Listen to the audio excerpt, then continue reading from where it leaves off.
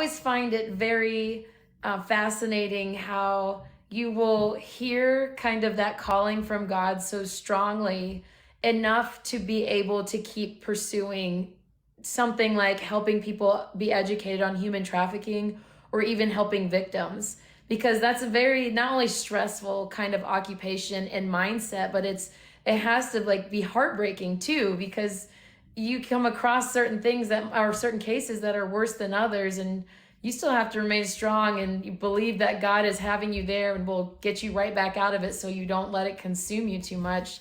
So I'm sure that's been difficult to go through, but it's also awesome that you're able to go through it and then want to continue it.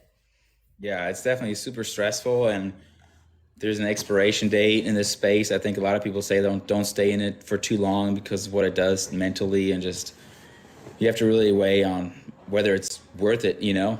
And if it starts destroying your own family, then it's probably not, you know. But you take some of that stuff home, and then like people don't realize how much people in law enforcement go through mentally, you know, like you don't just, it's not just physical, but it's just as much mental, and like it destroys a lot of people, you know. The suicide rate is extremely high, and people just deal with all kinds of, you know, things trying to deal with whatever they saw or deal with, you know, especially when it comes to special victims kind of crimes like trafficking, crimes against children, sex crimes, you know, domestic violence.